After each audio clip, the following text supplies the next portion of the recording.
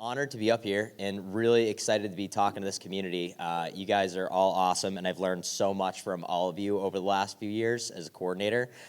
So it's just very humbling to be up here. So today we get to talk about optimizing event growth and shift averages. This is an exciting, very exciting topic to talk about. It's probably one of the biggest game changers, I think, in the events program. And I understand there's different people in this room. Some people feel like they're struggling with their event shift average. Some of you guys feel like you're absolutely crushing it. And then other people, like Alan and I, felt like a few years ago, felt like you're maybe a little stuck with your shift averages or your event averages. So the question becomes, what could we be doing differently in our programs to get unstuck and take our averages to the next level? I'll preface this with Alan and I have been doing this a little under 2 years. So by no means we have everything figured out, but we do have some things figured out for sure. I actually ran some stats in the last 3 years. We've taken our traditional event average from 7,000 up until 2019, 2020 to 13,000. So we've nearly doubled our average event. Obviously, there's a lot of things that go into that, and the main thing comes down to just the hard work of our team and our leadership team. It's been really awesome to see the people that have really stepped their game up and worked their butts off to just absolutely kill it in the booth. But Alan and I know that there's a lot of decisions that we've made from the top down, and a few focuses that we've had too that have been really integral to the program that impacted us as well. So so our goal today is really just to share a few keys on what we think has moved the needle for us the most, and bring our averages to the next level. So. Yeah, and for me, guys, I'm extremely grateful to be up here as well, too. On my bucket list was to actually speak at NET back in 2019. I made it as one of my goals, so it's exciting to be up here. And honestly, though, when we're speaking about today about optimizing event growth and shift averages, a lot of that, the back-end work is really done from also the Cutco Community and NET Events program. So we really appreciate you guys because it makes our jobs and everyone's jobs here a lot easier to be able to do to grow those event growth and shift averages when we have that back-end work done. So we really appreciate Dave, the Cutco Events community, of course, and a huge shout-out to Josh, our mentor as well, too, for helping us these last 2 years. Can't tell you how many calls Matt and I would go be like, Josh, we need help with this CSB and this. So it's really nice to have that support system on the back end too. And honestly, Matt here as my business partner, it helps a ton.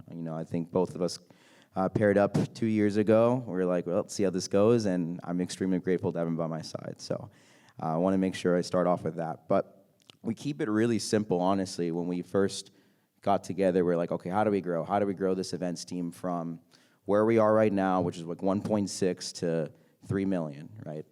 And the three things we identified was increasing the skill and development of all of our reps from the bottom up all the way to the top, increasing the number of booths or shifts we work or events, of course, and we maximize our current key events by staffing our best people, right? So those are the three factors for growth that we identified. Now, the first one I wanted to start off with you guys is training from the bottom up. This is very, very important. This is the foundation, right, for building event averages in the long run. It might not happen overnight, but it is 100% one of the best things that you can do for your organization. Actually, funny story. So I started in 2017. This was my training, and some of you might relate to this. My training was this. Here's a script. Watch this video from Jason Jeffrey. Have fun. Right? That was literally it. I showed up to the events meeting from school not knowing anything, and they're like, all right, you're going to pick shifts. And I'm like, okay, how do I pick shifts? They're like, okay, well, you got to look at the Google Calendar, see what matches up in your schedule. I'm like, great. Is there like hours? There is no explanation. That was my training, and it makes sense that in that year we had 20 people join the events team, and within 6 months there was only like 3 people left. So, I started connecting the dots as years went on, like, oh, we need an actual training. Right? Imagine your first Cutco training when you first showed up to your first day and your manager just gave you the manual and said, go make some phone calls now. How would that go? Right? It'd be awful. So in 2021, I actually reached out to Dante. So big shout out to Dante, honestly. We have Dante fans in the room? Woo! All right. So find the master, follow the model. That's been my biggest motto since I started in this company. And who what better person to ask than Dante Reynolds? So I reached out to Dante in March of 2021. I said, look, how are you recruiting and developing and training so many just people on your events team? He sat me down and he just like laid out the entire timeline. And this is before I was a coordinator. I was still an assistant coordinator, and I wanted to start creating that kind of change. So I reached out to Dante, showed me the whole timeline, and we started implementing that very same year. And I have some stats for you guys, actually. In 2019, so this is before we had any kind of official training. The training was still myself, like just what I mentioned earlier. Before training, we sold $369,000 for non-key events, so events that a lot of newer reps will work. We did 170 events. We had a little bit over 1,000 orders, so we had around a $350 average order. In summer 2021, we implemented training for the very first time. Right? And in 2023, last year, for our traditional events, which again are worked by a majority of our JV or freshman reps, the lower tier reps, and they sold close to $800,000. That's 35%, by the way, of our traditional event sales. That's 106. We did 163 events last year in that traditional event category, the non-key event category. Over 1,388 orders and a $580 average order. And that's a culmination of 2 years. And right now, we currently have 18 top-tier members, so varsity and elite, which you'll know those terms in a second, and 18 JV and freshman members, which we have a total of 36 people on our team. Right? Train your people. They're the future events team members. Right? And I was looking back at the stats of our whole team right now, and I didn't know this, but before I started, between 2013 and 2017, at our events team, we promoted one person to CSP. Only one in those 4 years. Between 2017 and 2021, we promoted 3 people, one of them being me. And then 2021 to 2024, so we implemented training. We've now promoted 9 CSPs straight from the events team that started in one of those training classes as well, too. So, and I have some stats here, too. Those 9 CSPs last year, this is only in their event sales, so service events, malls, and traditional events. We had John Keneally sell $143,000. We had Roman Earhart sell $83,000. Stacey Adams, $129,000. Jerry, $90,000. Adam Jeffrey, $114,000. Mac, $48,000. Kristen, $61,000. Riley, $31,000. Matt Hernandez, $10,000. And then all 9 stemmed from all the events training that we implemented in 2021. That's $709,000 CPO from service events, traditional events, malls, all of it, right? And I believe the training, the quality of training is what matters, right? So for me, for example, in that first training, when I asked Dante what to do, he does 2 training sessions, one in January and one in August. And in August, after SC2, that's when we sat down and exactly like this room here, you have 20 people, 30 people, that you do a full day of training. And I run that every single year, right after SC2, right after limo night, right after Fogo de Chao, when you don't get home till 1 a.m. So, but I'm there bright and early because I know how important it is to receive a quality training. Right? That's my goal when I show up to every single training, every single talk, when I'm recruiting and training, because all I can think of is one person in this room can be the next Josh Mueller. Right? One person. So I'm going to show up and give my absolute best, right? No matter how late I stay up. Right? So the questions you should be asking yourselves are these ones right here. Like, how are you currently training your new guys? What is your current system you have in place to train them? What systemized scripts do you use? Are you auditing them? Do you edit them? Or do you just do a script that you've had for 7 years and you're like, all right, this is good enough, right? Matt and I, we constantly look at the scripts to make sure that it's up to our standards, and we change them if need be. Right? How far ahead are you thinking? I'm thinking 5, 10 years in the future of where our future CSPs will be. Right? Because we might not have our top veterans. They might not be around anymore. Right? They might retire. They might do another business. Who knows? Like, our goal is to retain them, but at the end of the day, it's their choice. And so I want to make sure we have a strong foundation of people ready to go to step in to be the next Josh, Jason, Matt, Sean, whoever.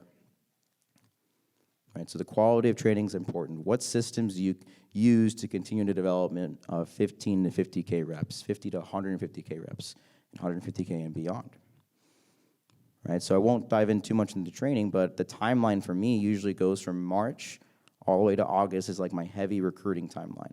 March, I meet with my DVM, I review the previous year results, I show projections for our current year, I go over timeline, I go over dates, I go over, all right, I'm covering this in SC1, Foss is covering this in SC2, and we just go over every single timeline to make sure that everybody's on the same page. In April, we meet with the DMs. May through July, that's when I attend all the talks, all the conferences, right? Give messages, have my booth set up, all that stuff. And then August, I run my summer training. That's my heaviest recruiting 4 months, right? All while still selling, of course, and going after big goals for SC2. Right, so what are your systems and what scripts do you use? And then the second thing is focusing on skill set, which Matt's going to be talking more about here. Sweet. So I've been thinking about a concept recently of 2 schools of thought when it comes to growth, and that's more and that's better, right? So the first one I'll talk about here is better. So there's going to come a time, guys, where events just get maxed out as far as reps and booths, and that's when you absolutely have to dive into skill set. When you guys think about it, there's only so many people you're going to be able to see in a day at a service event. There's only going to be so many booths that you can put in an arena for a home show, right? So I typically like to focus on maxing out the capacity first and focusing on our skill set after that, but there's no reason we can't continue to make our people Cutco sales assassins every single chance that we get. So I ran some stats. Our team's average order between malls, traditional events, and service events last year was 637. We came in number 3 behind South Coast at 680 and LA at 688. Shout out to Matt and Brandon. You guys are animals. But I think there's a few ways to increase the average order of the team. Number 1 is drill for skill. Every single meeting that we have, there's some form of role play or live role play where we put people on the hot seat and they're not only able to sharpen their skill sets, but everyone can watch them and pick up on a line or two. Pretty sure Alan got this idea from Brandon, but we have 2 teammates do a live demo where the other teammates who act as the customers in the rest of the room already knows what their objections are going to be and how the scenario is supposed to play out. What this does is it keeps everybody on their toes on the team because nobody knows who's going to be the next person to be in the hot seat, right? And it also kind of allows people to learn from them. So, but anyways, yeah, if people blow the hot seat, we basically shame them into oblivion. No, I'm just kidding. So the other thing that it allows the rep in the hot seat to get some really solid feedback, like positive and negative feedback from some of our elite members that they just normally would never get an opportunity to get. So most of the reps, since we've been doing this, like that have been in the hot seat during our team meetings, have grown significantly after that experience. Like it's noticeable.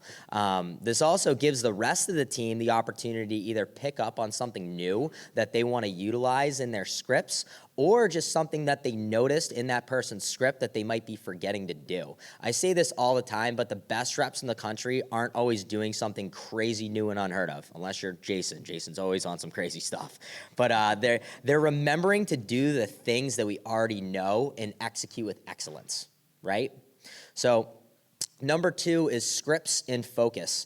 Jason and I constructed a new customer script with a mixture of kind of Jason's stuff and Curtis's stuff probably about 4 or 5 years ago, and that's been working great for us. And Al and I are excited to come out of this meeting and continue to revamp our scripts a bit. It's basically a triple close with a few plugs for the rest of the kitchen as well, for the easy to follow. We have a past customer ultimate upgrade script that Jason Jeffrey created for us as well that we've been using for quite some time. And lastly, we have a walk around and think about an objection script from Luke. Those are our 3 main scripts. So one of our core rules of our team is memorizing your scripts. We make it mandatory to be on the team, and between putting people in the hot seat and Alan keeping the newer guys accountable on the monthly meetings, which have been a game changer to have these scripts down, everybody's on the same page. And I'm not afraid to tell the newer guys, if you don't memorize your scripts, you're going to lose money in the program and you're going to have a bad time, okay? So, however, if you do memorize your scripts, you can read that thing like an absolute robot, not have a communication bone in your body, which FYI is how I started, and you can still sell and be successful with the program. So, the other thing is for our displays, most of us don't have display boards out. We keep kind of a package focus. Some of our guys will maybe do one display board. I think and there's different schools of thought on that, I understand, but I think it's important to have some knives out, even if it's just business gifts, so people are more attracted to the booth. But as a team, what I'm trying to get across is we just have a huge emphasis on sets and packages with our customers, and it's always interesting because whenever the newer guys come and field train with a lot of our vets, one of the first things they pick up on is how much we shy away from promoting individual items as much as possible. So that's ingrained in the whole organization. So I think it's really key to let your team see through stats too, how much sets and packages move the needle, not just for an entire shift, but sometimes an entire weekend or an entire show, right? So number 3 here is sharing best practices and having great messages on skill set at meetings. A lot of you guys in this room, by the way, have spoken to our team at some point, and I can't thank y'all enough for that. The reason we have this community together is so we can learn from each other and lean on each other, right? We're super blessed to have Luke Mills as our training consultant for the team. He helps with key event prep calls and gives a message at every meeting that we have. Guys, we really pride ourselves on going the extra mile to dial in some really good speakers at our meetings and identify what the team needs to be better at. Like, I'm sorry, guys, but the YouTube video on Grant Cardone just is not going to cut it. Like, full transparency, I'm not the stats guy typically, but I know one of the most important metrics that you can measure is where your team excels and struggles in their current skill set at the booth. For example, like our team is really good at selling ultimates and ultimate upgrades. Of course, we aren't perfect. We're continuing to learn, but that's something we don't feel like we need to focus on at the moment. However, we're absolute crap at business gifts. We understand that. And so this year, most of our speakers and our focus is going to be tailored completely around business gifts. So we're going to be unrolling a bounty program around it, sharing best practices, promoting it on the GroupMe when people get business gift orders. And just remind your team that regardless of how high their averages are, there's always someone out there with a better skill set that you should be learning from, right? Our training calls before Maricopa Home Show, we actually do a round robin on what has been working for everyone lately in their business, helping them sell more. And, you know, kind of diving in on what we can implement for the coming home show, right?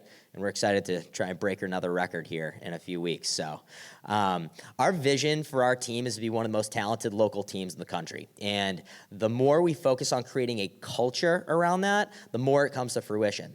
We make sure to lean on the best reps on our team to be innovating and teaching consistently. And we make it a core value of ours to just be ridiculously good at what we do. So the more you know your team and what motivates them too, you can tailor your pitch to getting better to that as well. Like we understand Rising Sun has more families than most teams.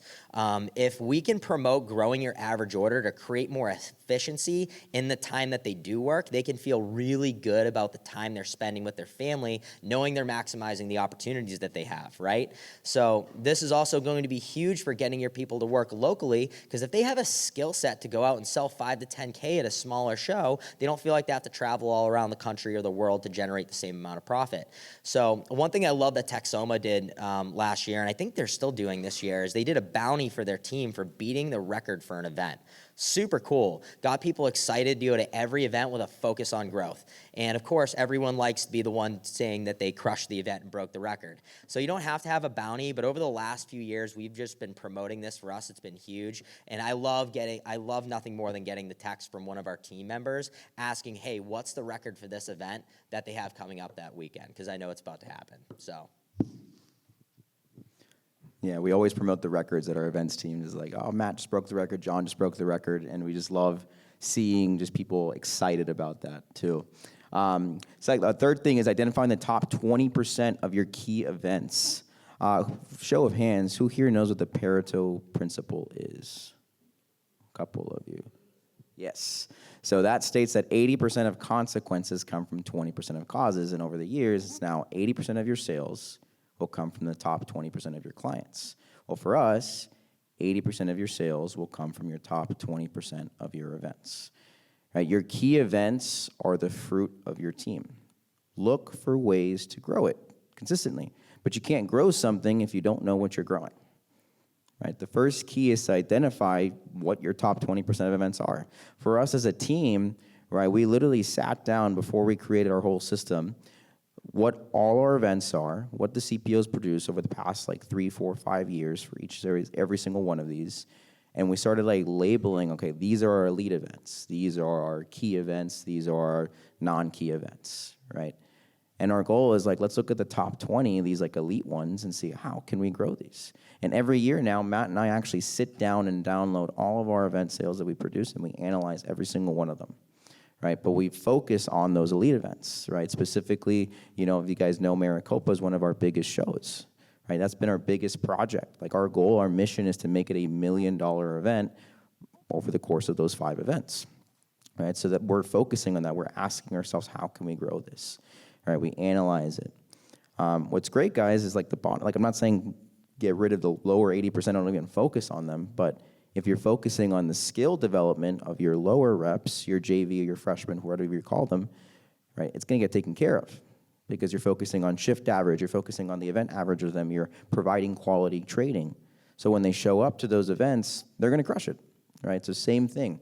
But it's our job as coordinators to see how can we take these top events and make them grow further, right? What are the strategies? And for the criteria that we use to identify these top 20 events, we look at the CPO that it's produced, the number of orders, who's the promoter that works, you know, that manages this event, and how long we've worked it, and any other notes that might come up that, you know, affect our decisions when it comes to these kind of things. When we identify these, we start tracking these numbers, we can start seeing growth to come from it, right? And again, like our focus for Maricopa, for all of our elite events, is to figure out how can we grow these things to a higher level. And Matt here, actually, one of the key things for this is expanding through more booths and more shifts that Matt's going to talk about, because this is like baby child for this. So this is where I get to talk about the second school of thought, which is more. And this honestly has been our biggest focus as coordinators the last year or two, and we feel like we've really pushed the envelope on what's possible at our events with staffing. And here's the thing, we let the team know up front that we're gonna be really aggressive about maximizing our events for a year or two. That might mean we have an extra booth or an extra shift that maybe didn't need to be there, but we can't know what the ceiling is until we hit it. And in order to grow, we have to push the limits until we hit a point of diminishing returns. Alan and I view one of our most important jobs is creating more opportunity for the team, and this is one of the best ways to do it. So number one thing here is gonna be analyzing the data for your key events and your crown jewel or elite events, right? Order count at events will tell you a lot about what's possible. If someone's getting 15, 20 orders in a day at an event, it's probably an indication that we could use another person, since there were probably some customers that got missed. Of course, guys, you might get some pushback from the person who's worked it consistently for the last 7 years by themselves or the team, but if you allow that to dictate your decisions and you don't go based on the facts, your events won't grow. That's why it's important to have a system in place where you can track your events by orders per day. Got to be able to track your events by orders per day. When your team sees over the course of time that you're actually looking at the numbers and making decisions based on those facts, they're actually going to develop more trust in your decisions to staff more people or add more booths. So another key is actually getting feedback from your team. In our event stat collection, we have a notes section where they can comment on the traffic of the event and what the staffing was like, right? People want to be heard and they want to know that their feedback is valuable. And this is a perfect way to make them feel heard. We also have a new role in our team where our qualification manager, before they negotiate an event, will check in with the team member who worked at the previous year just to like get a quick phone call, like 2-minute phone call with them about their feedback. This way we can hear directly from them on their thoughts, their feelings about the events, if they forgot to make a note or they were just really brief in their notes, right? So Alan and I are very intentional about asking everyone who worked one of our top events how they think it went and how the staffing was, because we're always growing and evolving and changing things. So it's the same thing with the amount of booths. The results for each booth will tell you a story. And if every single booth at a large event produces similar orders and sales, it might be time to try another one. This can also let you know if you have too many booths and the first few might be cannibalizing sales for the others. I'll give you guys a great example. Maricopa Home Show in February last year broke the record. We had a 40K booth, 40K booth, 40K booth, 55K booth, right? All 4 of those did great. So obviously I was like, let's add a 5th booth and see how it does. Problem was the July Maricopa Home Show is at the same exact venue, and it usually has very similar traffic. So I put 5 booths there, and unfortunately, with the first booth, which was our entrance tent, and the first booth cannibalized sales for the whole rest of them. So yeah, we made a mistake. We put 5 booths at that event, and that was way too much. Now we kind of know our limits though, right? But we have to continue to expand and push until we figure out what each event looks like. So, now we're narrowing back to about 4 booths, and we removed out the entrance tent, so that way everything gets spread out a little bit more, right? But we actually make it a point to really look at that stuff. I challenge you guys to really dive into the stats on your best events. And again, numbers tell a story. Numbers tell a story. Use them to make educated decisions on that expansion and the opportunity at that show. Number 2, just creating more opportunity. Everyone wants to work our top events, obviously. Even if it's a booth that's a little bit lower on the totem pole as far as the results go, a lot of your team will be excited just to be there and generate sales that they wouldn't have had. I learned this working the Wisconsin State Fair. I don't know how many, dozens of booths they have there now, but it was great. But people were excited. A lower performing booth at your top event might still generate more sales than a smaller local event that weekend, so people will want to work it. Everyone in this room has heard at one point from their people that they want to work more shows. Our philosophy as coordinators is if there's somebody on our team that wants to work and keep their schedule full or work every weekend, there's no reason we shouldn't be able to find something for them. No reason. So adding more booths is such a game changer because it opens up a whole weekend for someone to work if one of our vet reps decides to be at a new booth at our top event rather than a small key one that opens up some of those mid-tier new guys to work that event. So we tell the team that if they want to work a weekend and there isn't anything on their schedule, come and talk to us directly and we will find them something, whether it's a pop-up at the mall like Nick talked about, right? Or a service event, or we just find a smaller local event.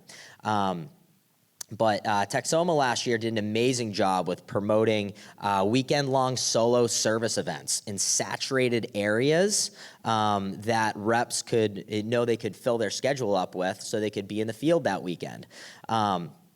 The more booths that we have, though, the more people feel like there's opportunity for them, and the more people feel like there's opportunity, the longer they're going to stick around and the more they're going to sell.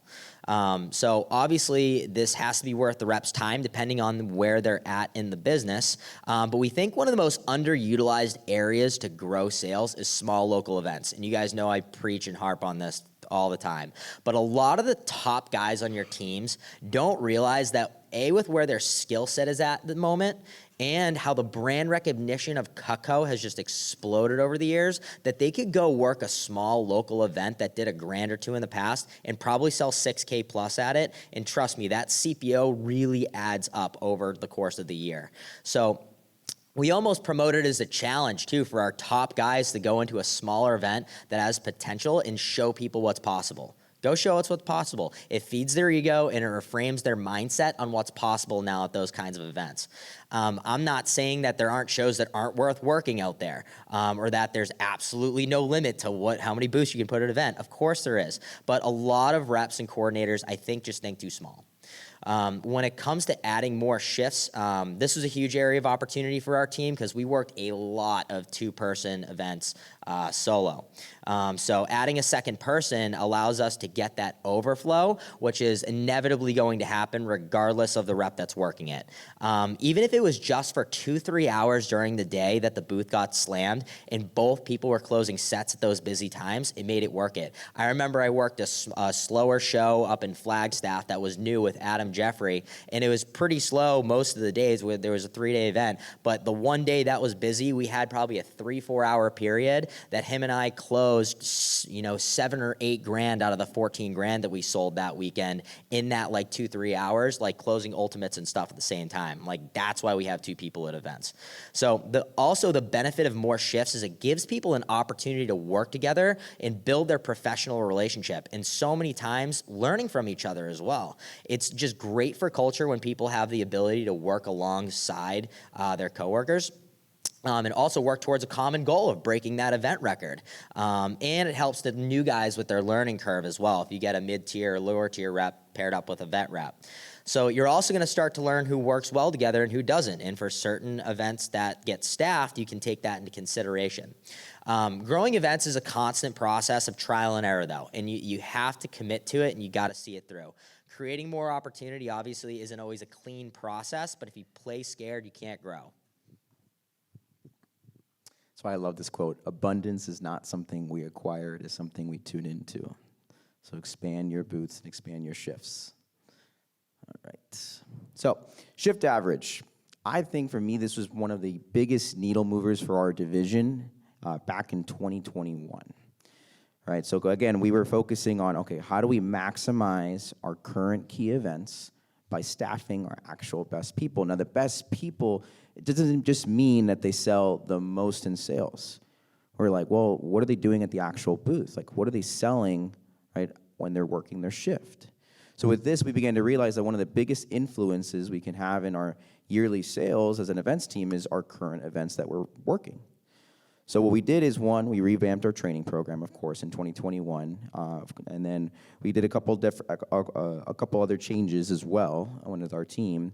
And then the last thing that we did was, okay, we need to like revamp the whole picking order, picking tier system that we've had for 12 years, right? So I sat down with, Jason, actually, the coordinator, when I was assistant coordinator, and I introduced this concept to him about we need to refocus our shift average. Because right now what was happening is we had people hitting their milestones, because at the time, to get to the higher level of picking shifts and events, all you had to do was reach a certain career sales milestone, and that was it.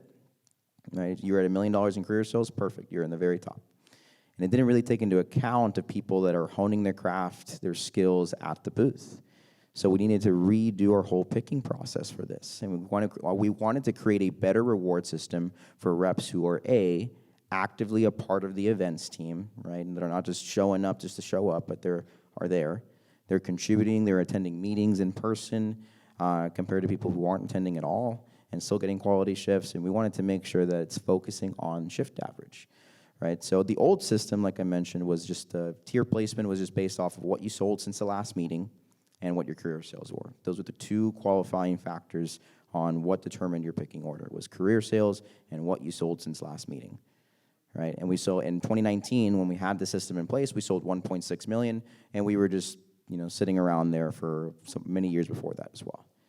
So in 2021, it's funny because I literally sat down at a random event that was just slow, and I was just like, I am going to just create this from scratch.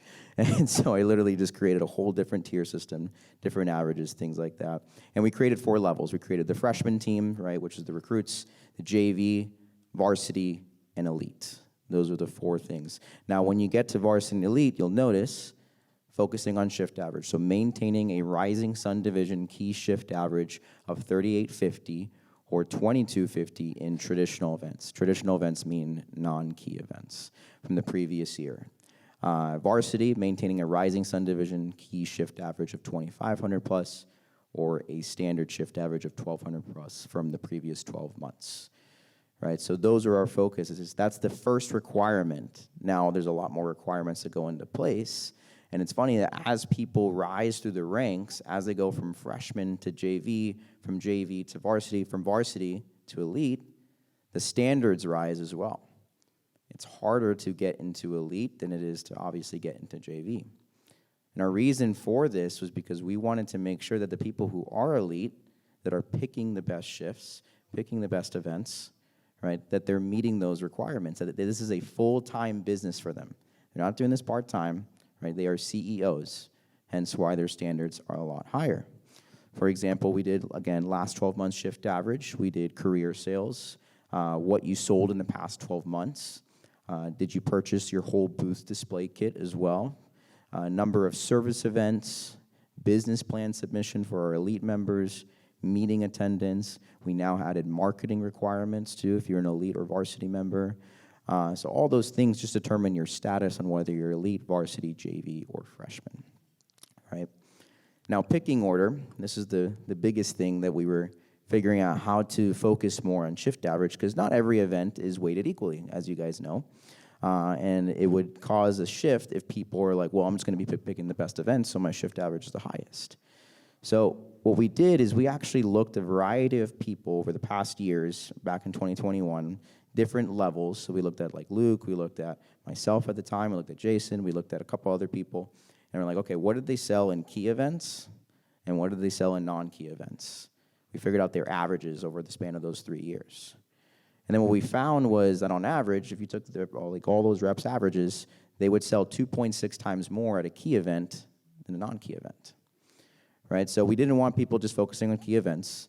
So what we did is we added a multiplier on the traditional events of 2.6.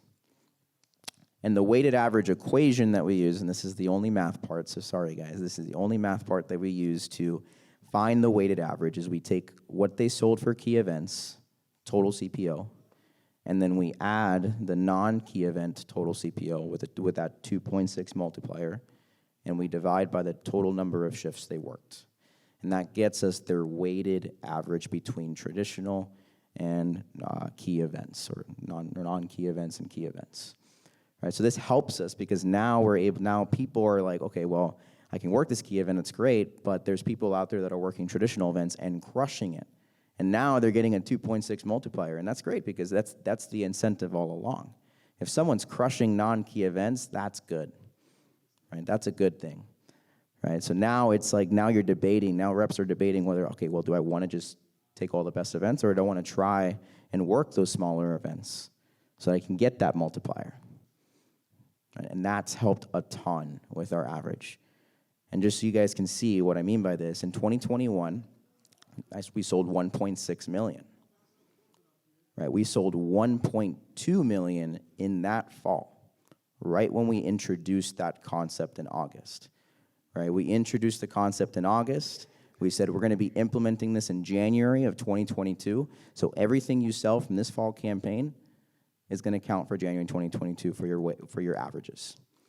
And so everyone started focusing on averages, and we sold 1.2 million in that fall. All right. 2022, first full year with this program, right? So that's our first full year with this new system, right? Everything. We sold 3.2 million. Right? And it wasn't a perfect system, actually, right? But we hashed it out. We worked on it to better, for our reps. A good quick story, just so you guys can see, to show you that, we're constantly listening and taking opinions from our reps to see if it'll better our system. And one of our reps was like, hey, I love this system because it's allowing me to focus on my average. However, I feel like I'm working so many events, and some of those events aren't going as great, and now I'm being penalized because I want to work more events. And so we listened to that, and we're like, oh, we need more criteria to determine the actual picking order. So that's what you guys see on the far right over there, is that those 3 different criteria that we now currently use. I won't get into the nitty-gritty of like what the math looks like. If you guys want the spreadsheet, I can send it to you. Essentially, it's like a golf score kind of thing. But 40% of their picking order is determined on their weighted average. 40% is determined on their booth sales from the division, right? Not if they travel to anywhere else, but from the division. So sorry, Matt, your State Fair of Texas sales won't count for Rising Sun. And 20% counts from the last 12 months sales, right? So we decided to go that direction because now it gives a more unbiased opinion of what that rep's, skill level is at as a whole, as a CSP as a whole. And we find this has worked a lot better. We just implemented this in 2024, so literally January. And we think this is going to help a lot more. So 2022, we sold 3.2, and 2023, we sold 3.3. So the question you should ask yourself for your team, if your averages aren't where you want them to be, What are you doing to bring awareness to it? Right? If you want your averages to grow, you got to first start by talking about those averages to your events team. Cool. And lastly, delegation and leadership. This is our secret sauce. So I love how Alan's so smart. He just sits down at an event and he was bored and came up with the best shift picking system we've had in 12 years. So yeah, that's great. How are we doing on time, by the way? Okay, cool. Well, I'm going to skip over this section because it doesn't have a ton to do with shift average, just kind of a bonus thing. But I will wrap this up with you guys with a couple of key points here. So here's the thing, guys. If you're going to focus on anything to grow your events this year, number one, focus on training and development from the ground up.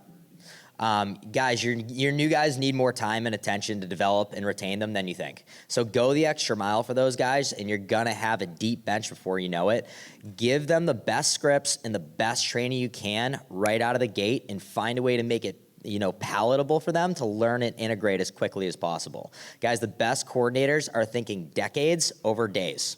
So are you trying to have a great team this year or for years to come? Consistent development at every single level, like Nick talked about, is one of the best ways to make sure you're maxing out your team's opportunity. So start to ask yourself, guys, what does each tier and level of development on my team look like, and what systems do I have in place to bring them to the next level, right? Number two, focus on constant skill set and development. As Brian Carter always says, we're not entitled to growth. I've heard him say that probably a million times.